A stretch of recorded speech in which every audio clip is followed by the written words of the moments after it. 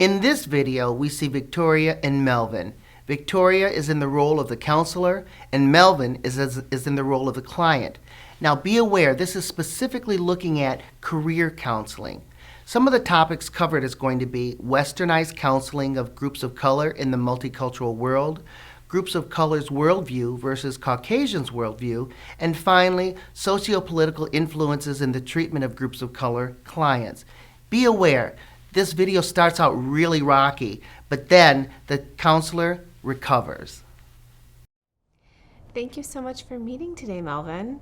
Yeah, thanks for having me. Yeah, no problem. So I heard through intake paperwork you were interested in career counseling, right? So yeah, I'm curious what brings you here today with regard to career. Well, I recently graduated and I've been looking for a job, but the whole process hasn't been too easy, to be honest. And I don't know, I'm trying to figure out like what's going on and what the problem is. I've been applying to like a lot of different places. I know that like you're told you should apply to at least 10 to expect at least one back. That's like a call or something. But I sent in so many and yet nothing works out. Have some interviews, but it's always something that happens. I don't know. Yeah. Well, so when you're applying for jobs, what kind of paperwork are you sending? Are you sending like a resume, updated resume? Are you following what they are asking for? Oh yeah, definitely. Like I even like go the extra mile and look at exactly what the corporation's like and look at their mission statement. Go to their website to see what they're looking for and tailor my resume to fit that. So I'm doing all that stuff and nothing happens. So I'm starting to think it's something else.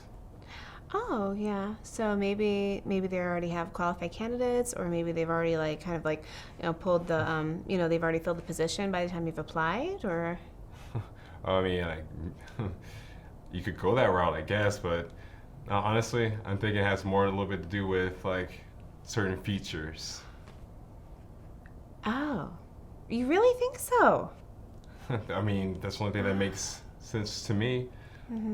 I graduated from a good university. My GPA, not to brag or anything, but it was pretty top notch. And I tried hard. I really, busted my butt.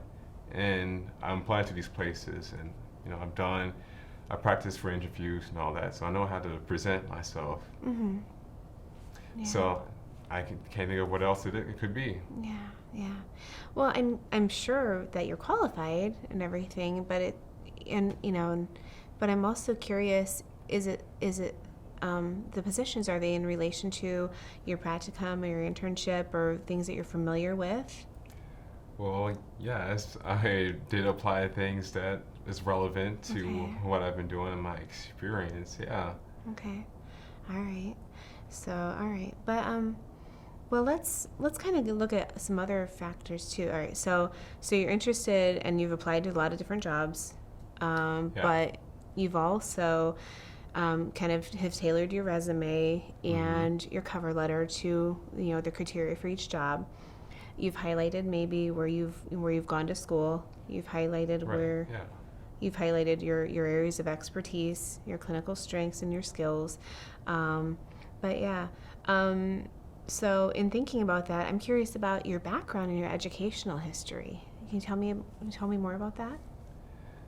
Well, I could, but to be honest, I almost feel as though you're not really hearing me. Like I can tell you that, yeah, I went to a good school, and then before that, my undergrad was pretty good as well. Okay.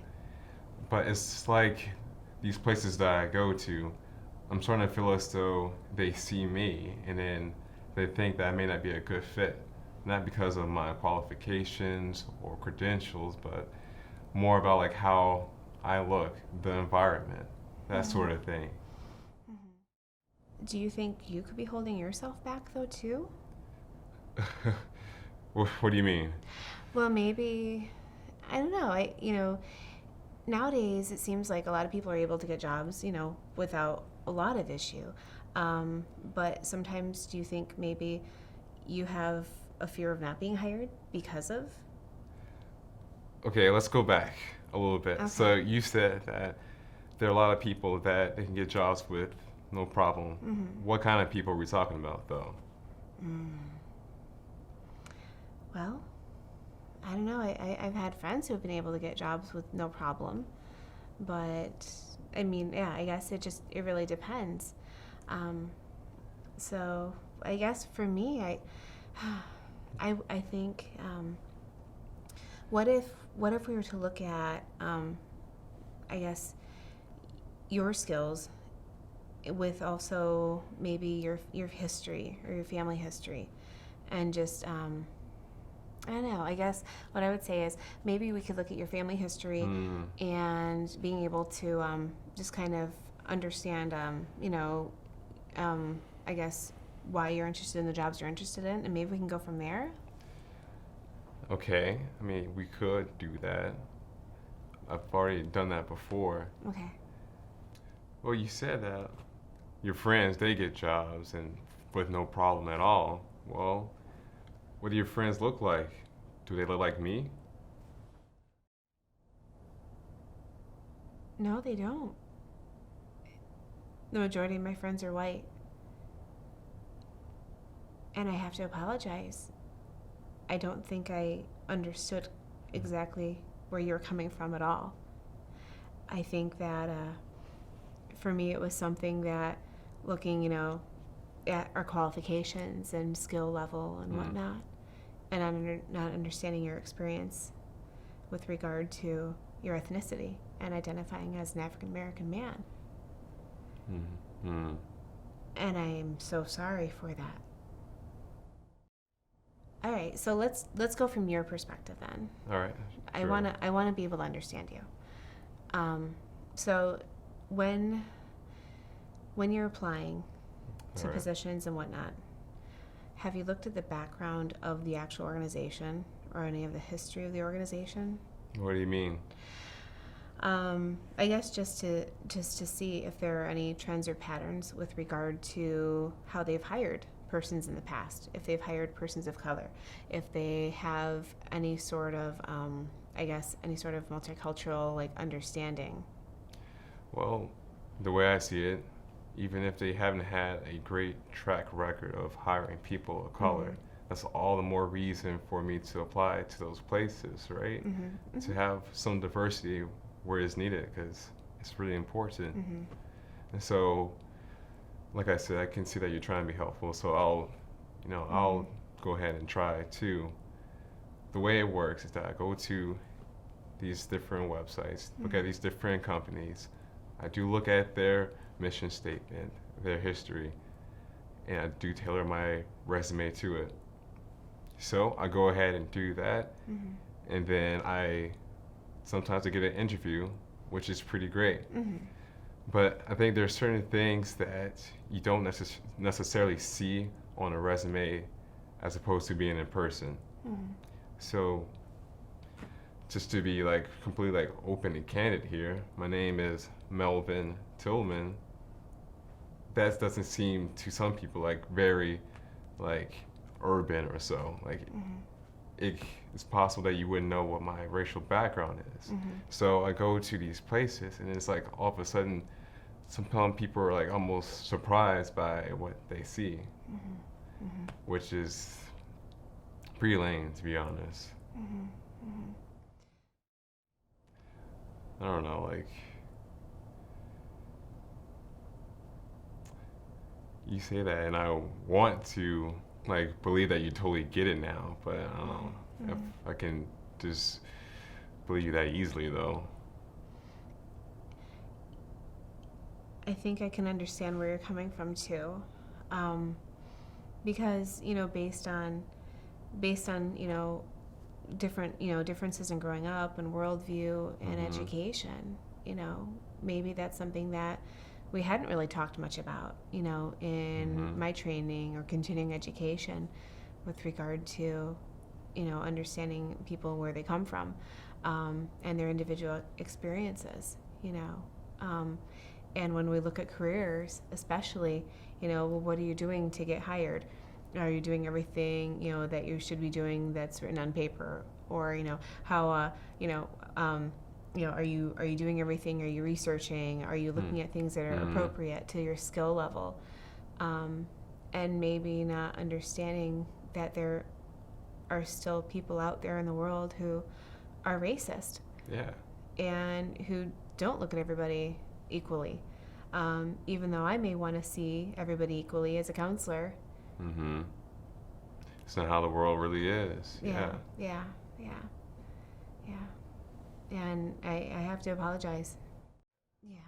To be able to walk into a place and having the hope that I can get hired because of who I am and because of my areas of expertise and my Yes. clinical skills and my talents.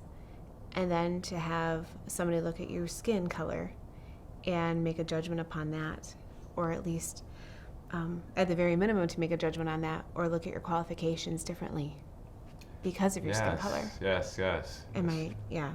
Yeah. I feel also you're starting to understand me a little bit more, Yeah. and that's what I'm Yeah. getting at. Yeah. I would think that'd be extremely frustrating. Yeah. To say the least. To say the least, for Yeah. sure. Yeah.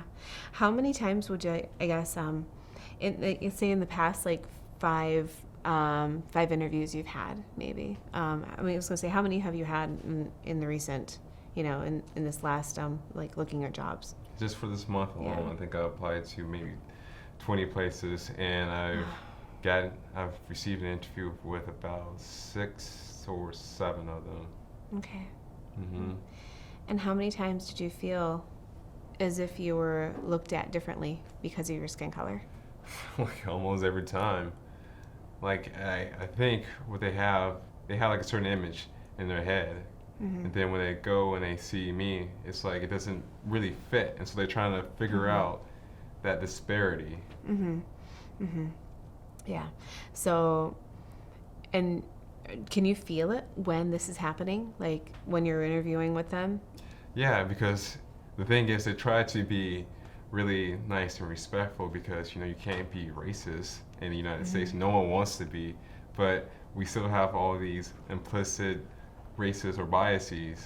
And so what happens is they're like, oh, hello, and they try to like keep it all inside and pretend like nothing's amiss, but you can tell that there's something different. Yeah. I don't know what that feels like, to be honest with you. I'm pretty white. Grew up in a pretty white area. Okay. And have self-disclosure time, have a good number of friends who identify as white, and I have other persons in my life who are of other minority groups, and I can't understand the experience of somebody who identifies as African American, and I don't think that's a bad thing, but I think because how could I? Yeah. But at the same time, to be able to understand where somebody is coming from, to be able to empathize. So I want to be able to know more about that experience for you. So career-wise, this is where you're at right now. Have there been other times in your life where you have felt this, where you felt possibly marginalized, or having, experiencing racist behaviors towards you? Oh yeah, for sure. And before I get into that, I just want to say I just honestly appreciate you saying that you don't know what it's like to be black, because how can you if you're not? So just being upfront with that, I think, is really wonderful. And not many people, I would say, that I experience say that. But to answer your question, yeah, I mean, skin color is something that you can't hide, and something that people, they're gonna treat you a little bit differently. So one example, it's just being at my grad school, just recently, like a couple months ago, it's almost as if some people try to acknowledge your accomplishments, but also being surprised that you actually did it. Like, oh wow, congratulations! You really worked hard, and you were able to get through all that, and somehow that worked for you. So like, oh, you must be doing your community a favor and like that was a weird comment. Doing your community a favor. Yeah, because I guess where they're coming from. Yeah, right. Wow. Where they were trying to come from, I guess, after I took some time to like really, think about it, is that they're trying to say you're an African American male. That's great and fantastic that you went ahead and graduated with a master's degree. Then you can go ahead and do something great for like the black community or so. But the way it comes off is just so like weird and strange. Like, yeah, you're gonna do your community a favor. So. Yeah. Yeah. Would they say something like that to me? What was You that? know, would they say something like that to me? Or if you were white, yeah. I don't think so. Yeah. It's different.